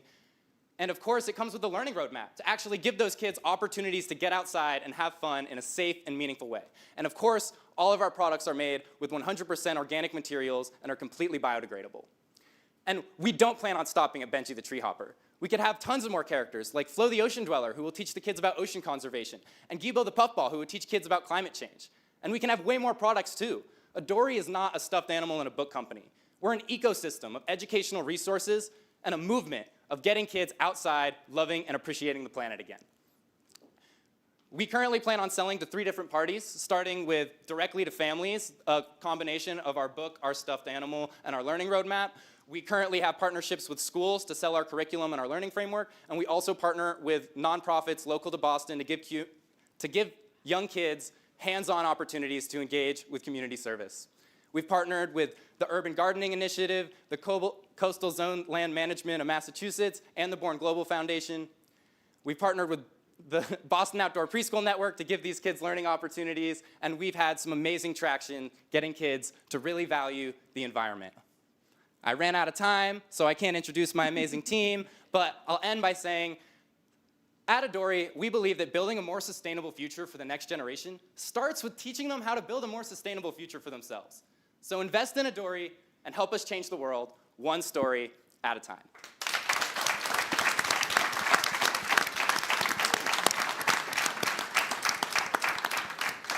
I didn't know how big they were until that last slide. I thought it was awesome. That was a really great job, and I think it's super important that you're targeting this community. Talk to me a little bit more about the pricing model and whether you were thinking about how to make that a little bit more accessible for certain folks that aren't going to spend $50 on a book and a stuffed animal. Absolutely. So for starters, a lot of people look at this $49.99 number and they think, why would anyone pay that much for a stuffed animal? But if you look at Squishmallows, one of currently the most popular stuffed animals on the market, they're selling for $50 and much more at larger sizes. As you can see in the last picture, this stuffed animal is a lot larger than I think a lot of people assume it to be when they look at this picture. But that children book right there is 8.5 inches by 11 inches, so the stuffed animal stands at almost 2 feet tall. So first off, I think it's valuable. Kids love hands-on items, something that they can hug, they can cuddle with, to actually develop an emotional relationship with the environment. And also, in terms of making it more accessible, we plan on generating revenue by selling directly to the families who can afford this educational package, but we plan on spreading our impact by working with educational institutions across Boston, like Boston Outdoor Preschool Network, to provide our curriculum and our resources for free to the students in the communities that need them the most. Great answer.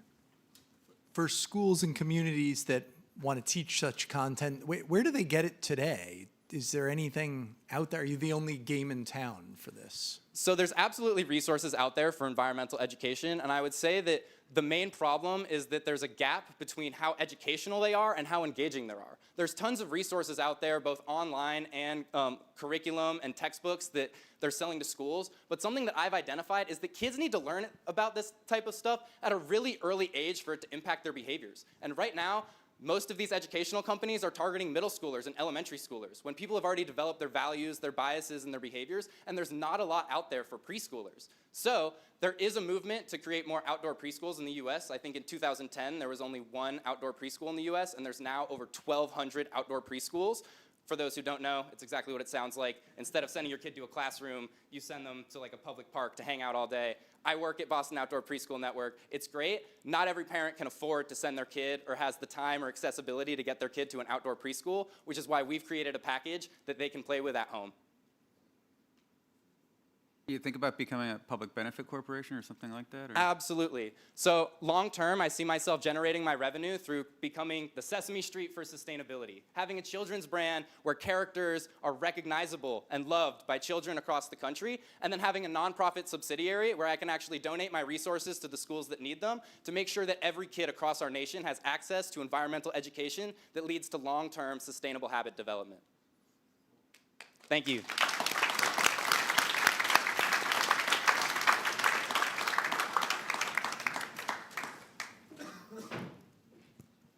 Thank you, Noah and Boston University. I just hope not just kids, but their parents learn, just connect back to nature again. Hello, everyone. This is Kunal here. I run the IDEA program in India with certain universities.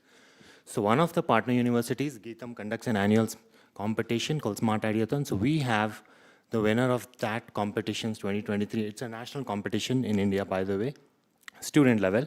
So we have the winner of the 2023 edition all the way from India for this event. Please welcome Anu Paikare from Neuroplex Solutions.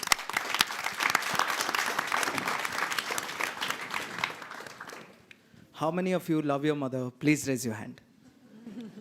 And how many of you want to see your mother live at least 100 years of age? I can see some of you didn't. But what if I say close to 3 million children lose their mother due to a problem that remained unsolved for the last 50 years. I'm talking about indoor air pollution or inhalation of toxic fume by burning wood for cooking purposes. So WHO reported that 25% of world population living in African and Asian region use wood and other biomass to cook food. The inhalation of toxic fume such as carbon monoxide, PM2.5 and PM10 kills 3 million women every single year. And also, it is responsible for 1 billion tons of carbon emission. But this problem can easily be solved by blowing air. As we know, flame requires air in order to blow properly. So in this video, as you can see, the woman is doing the same thing. They are blowing air into the flame. But this is a very dangerous process as you have to bring your face close to the fire and also getting exposed to it. So we thought we can solve this problem by creating the world's first heat-powered air blower. Unlike electric air blower, this device doesn't require electricity. It's a thermomechanical device. All you have to do, this metal component, as you can see, you have to put in the mouth of the mud stove. This will absorb the heat that is coming out of it, convert that heat into a rotation of a fan that is present inside, sucks air from outside, and push air into the combustion chamber, creating a proper ventilation channel. With cost only $10, with no habit change, 30% lower emission, and 50% less exposure, this product can solve this problem once and for all.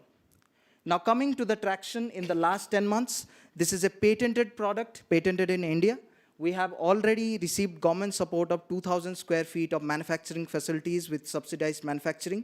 Our POC and prototype has been tested. We are currently in discussion with major organizations such as IDFC Foundation, SDFC Foundation, and Will Grow. We have received $50,000 of seed funding from major organizations like 3M International and DST. And we have also closed a deal of $30,000 with ICAC Foundation.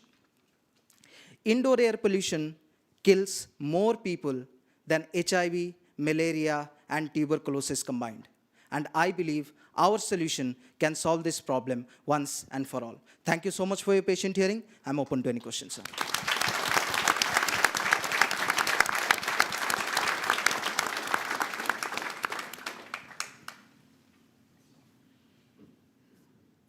What's your plan to reach, it looked like a consumer product ultimately, but how do you reach the consumers where they are with your product? So basically, our initial approach is going to be through CSR. Like right now, our basic approach is getting CSR fund and distributing in different rural parts of India and Africa. Once we have crossed the 10,000 unit marks, then we can apply for the carbon credit certification. And that is going to be our strong business model. So basically, we can provide the device at a very low price, and within the next 2 to 3 years, when the device is going to be implemented in the wood stove, it will generate the carbon credits by reducing the carbon emission, and we can sell that carbon credit and recover that initial loss that we faced. So this is the model that we are planning, and right now, our major go-to-market is through CSR and NGOs as such. So that's... So the devices are donated. The devices are donated to start, and then after 10,000 units. Yes, sir. Because to get the carbon credit certification, you should have a huge, you can say, sample size to verify whether the device is reducing the carbon emission that you are claiming. So if I just, like right now, we are just about to distribute 3,000, so that is not the number we can. So it will take another 3 to 4 months to reach that 10,000 unit. After then, we can reach to gold standard and Vera. These are few of the major carbon credit auditors. We are already in discussion with them, and this is what our future of business model is. How do you get them in people's hands? Are you going through like NGOs and other stuff? So basically, the distribution is done by the foundation with whom we are tying up. So we are not going to the ground and distributing one by one. So it's like they are taking care of the distribution. And you mentioned that you are working on a manufacturing facility in India. What does your initial output look like there? What are you expecting? So basically, right now, we are working on interns and you can say college students. Yep. So we are just setting up our manufacturing. We had few, you can say, old CNC machines, lathe machines installed in. So we are going to produce somewhere around 1,000 units per month at this point. But our major focus is going to outsource the majority of the manufacturing.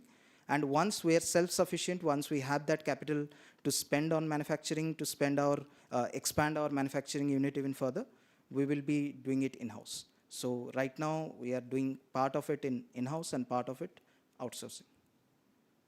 And also some of our partners, if you can see, just 1 second, yeah. So our outsourcing partner is CTTC Bhubaneswar. It's the same organization that manufactured the lunar rover for Indian space mission. So we are manufacturing under their manufacturing facility. Tremendous. Thank you. Thank you so much. Nice.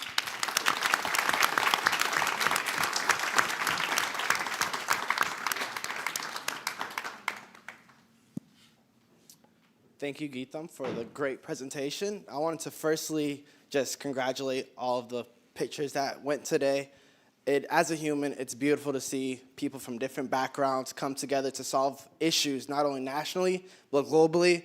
It's a beautiful thing to see just as a human being, and I hope this keeps going on for further and further generations to come. I am the CEO and founder of Elite Hydration. I won't be talking about my product today, but I will be introducing Wentworth, the institute that helped me along the way to get to where I am today. First, we have an Accelerator program where people enter with ideas, concepts, and come out with guidance and help to make these ideas a reality. And that's called the Accelerator. We also provide programs such as the business series where you walk in, you learn the entrepreneurial mindset, how to be an entrepreneur, and that can apply outside of being a CEO and a founder yourself, as well as we have rapid pitches where you're able to pitch quickly and learn through judges and crowds your actual craft and what if your idea and your product is going to become a reality. It is a great rapid pitch.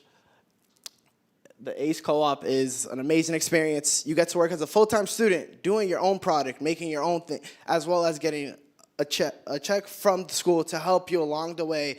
As you know, founders, it's really difficult in the very start to have any funding behind yourself to push that idea any further and conceptualize. And with that, I'd like to welcome Jess, a great human being and a great partner that I've become to know, to the stage. Thank you.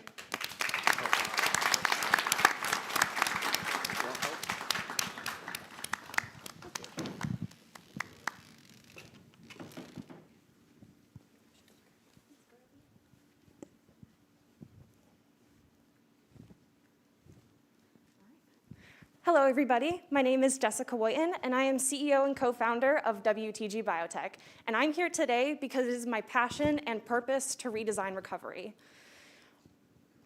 When I was 10 years old, I was diagnosed with an illness called CIDP, and clearly it has taken a lot from me. But it has also taken a lot from my parents, because at times my parents had to decide, is my child going to live, or is this emergency complication going to cost us our financial wellness? And that's a decision that parents shouldn't have to live with. And as a child, I shouldn't have to think about my parents worrying about that as well. But in fact, there are more than 30 million people in this world who do deal with those stressors of financial crisis. And the rest of us, 50% of us, are at risk of financial catastrophe. There are also added risks if you have diabetes, if you smoke, have high blood pressure. You could have thousands of dollars added on to your procedure, and it can also be the same amount that you spend per year as a household. This is also the third leading cause of death in the world. And also, if you are in an impoverished area like I was as a kid, you are 2 times more likely to get complications and infections, which increases your likeliness to die. So this is why we created WoundGuard. It is the only product on the medical market right now that stabilizes a suture.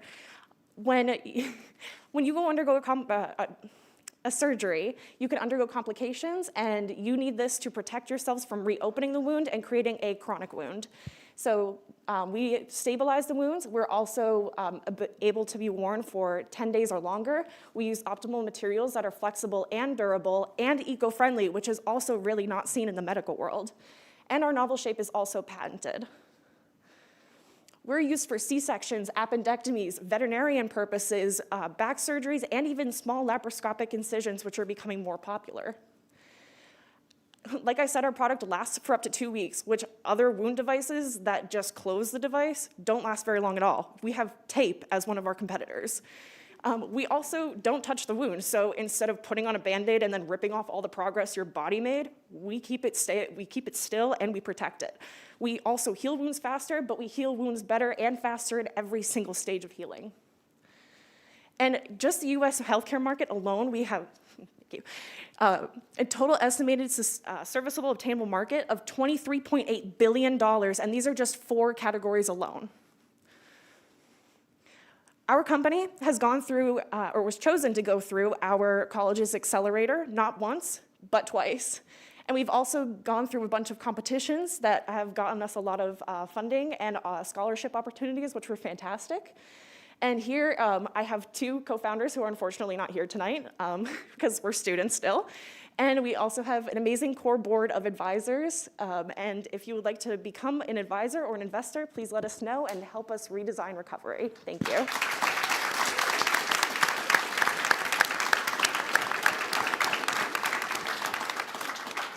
What does FDA approval look like for wound care? I have no idea. I'm so glad you asked.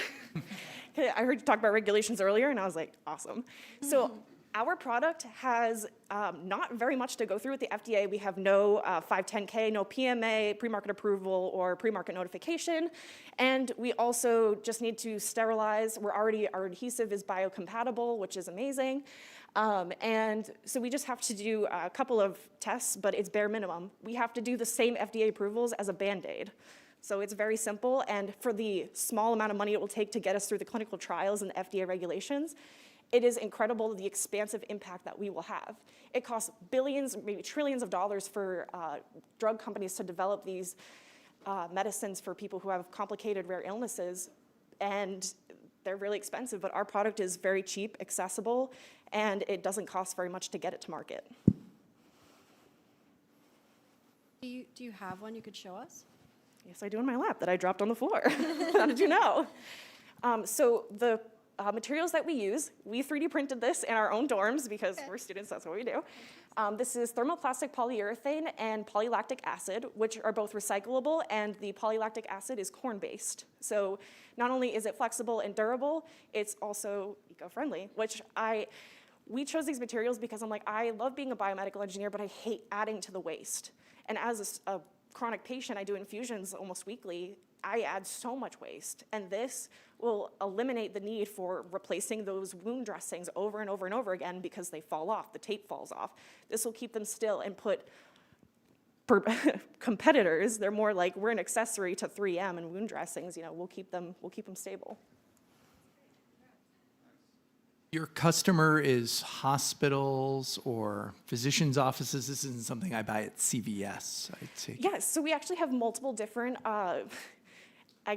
customers. So we have hospitals. We're very IRB friendly because our product is reimbursable. We have added protection, which the FDA and hospitals and insurance companies are looking for more prevention-based devices. And then we also would like to have a CVS version, like a Band-Aid, because in third world countries where the practices aren't as sterile or as educated, we're able to get those out there as a barrier, basically, if you have any complications or if you have a sudden wound opening. A lot of those places also don't have really great healthcare equity or access, and this is something that can help eliminate that gap.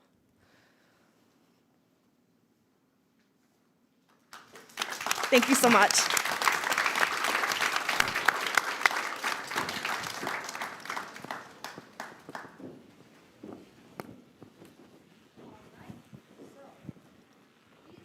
Through 11, there we go. We just went through 11 pitches. I mean, that was incredible, am I right? Ranging so many different types of industries from, some kids' toys to film distribution to now wound guards. Like, so many different things, which is awesome. But now it's time to figure out who's going to win this thing. So we actually got to give the judges a few minutes to judge and figure out our top 4 placers. But as a reminder, there is an audience favorite award. We're about to put it up on the screen.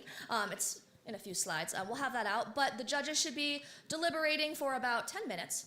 But I am so happy to announce, if you haven't grabbed some food or a cupcake yet, our cupcakes are sponsored by Sweet Piglet Bakery, which is a Northeastern alum. But we also have Paws. If anybody knows who Paws is, it's Northeastern's mascot.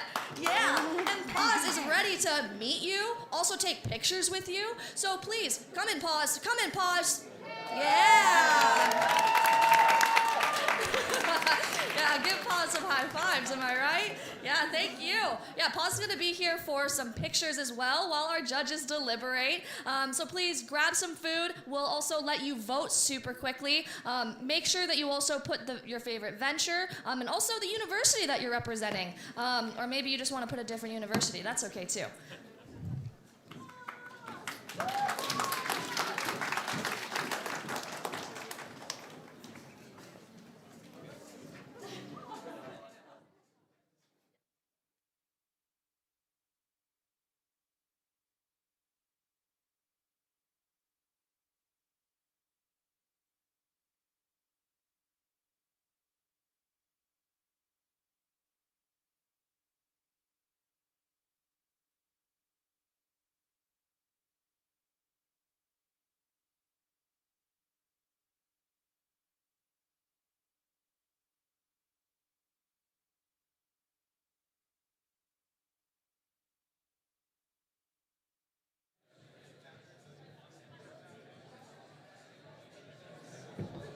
Audience favorite is now up. Make sure you vote. Vote, vote, vote. You choose who decides to take home $1,000.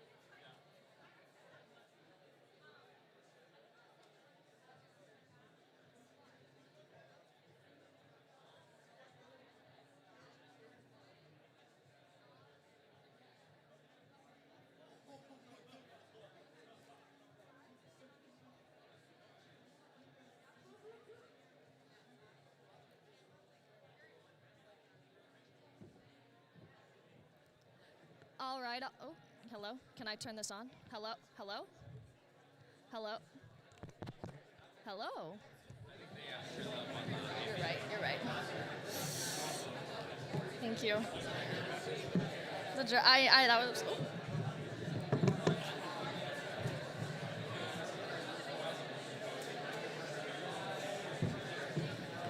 All right, all right. Everybody, please make your way back to your seats as we are about to announce who our winners are, our audience favorite, and our university that showed up the most tonight.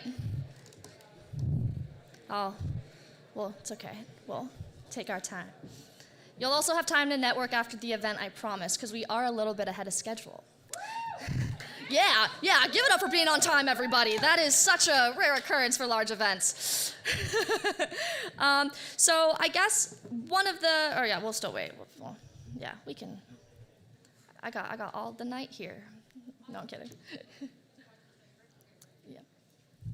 So one of the very first awards that we're going to be announcing before we get to the actual money is about the university that actually showed up here tonight the most. So because we are on Northeastern's campus, it's obviously so much easier for Northeastern people to be here, but because this is across Boston, it truly means so much that universities from across Boston are coming here tonight to not just partake in this event, but also to support their university and support one another. I personally have loved seeing the Ventures not only just get to know each other, but personally getting to know them and seeing the amount of collaboration that they put together.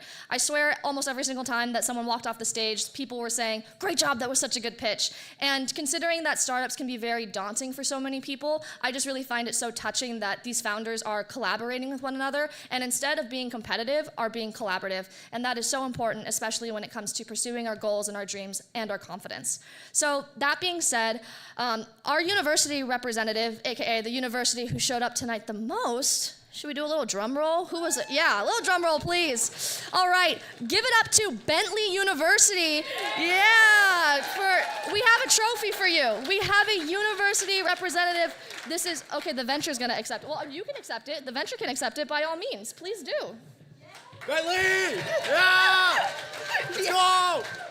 Yes.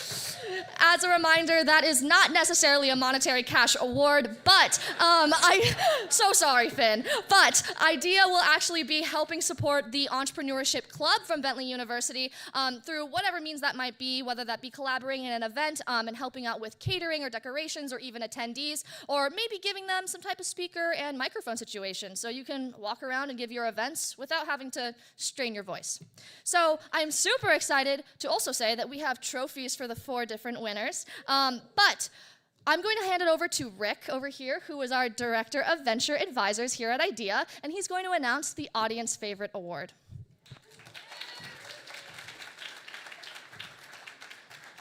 It has been a pleasure getting to hear from all of the Ventures tonight, but we tasked the crowd with one task, and that was to vote on the Audience Favorite. You voted, we listened. The winner of the Audience Favorite Award tonight is Bond. Congratulations to Chloe of Babson College.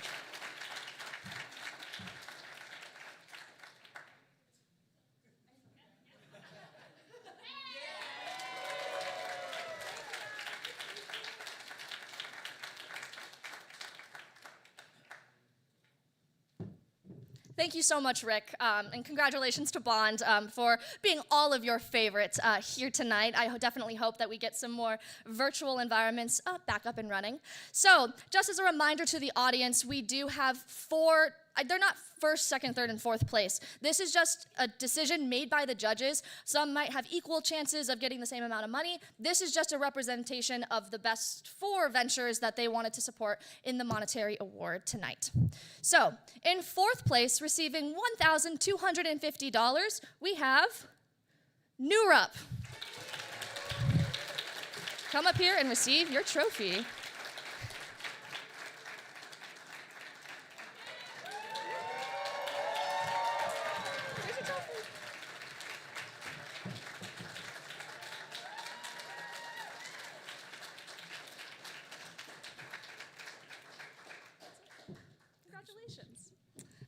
All right, awesome. And for the third person who is winning, because I'm not saying place, because that would not make sense for the rest of the awards. In third place, we have Lynx, also winning $1,250.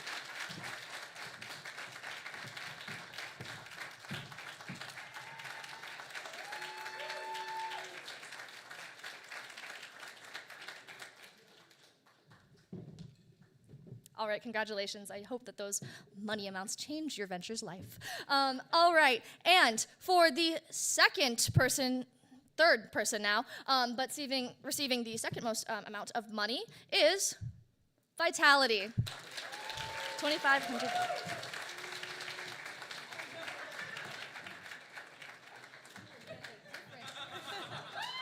Yeah, you will get a different trophy, but pose with that. Okay. We have other non-broken trophies.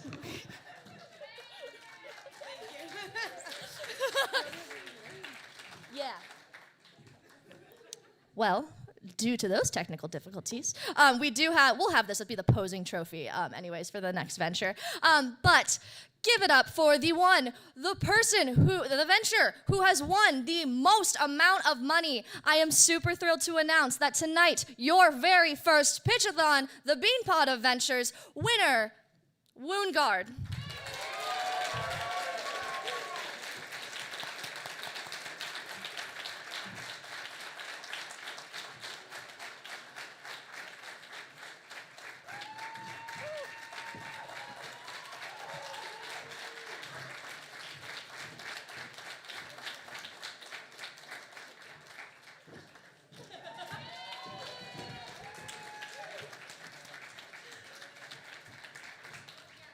Wow. Oh, yeah, all right. So that does conclude our awards for the very first Pitch-A-Thon, the BEANPOT of Ventures, not the very first Pitch-A-Thon, but this of its kind. So thank you once again to everybody who came out here to show up for their university, for their venture, for their friends, their family, whatever that might be. Yes, give it up for all of you. Yes. So we are super thrilled to announce that if you loved the pitches that you saw here tonight, well, you'll have the chance to actually interact with them. So if you scan this website, you will see all of the mission, vision, and values of why Pitch-A-Thon was created in the format that it was today. You'll also be able to see the ventures and their profiles and all of their contact information if you haven't scanned it across the room already. So make sure to check it out, and make sure to keep staying in tune with whatever these ventures do next, and definitely keep a pulse on the Northeastern entrepreneurship community for maybe similar events as such tonight. Thank you. And ventures, come on up. Ventures, come on up for a picture.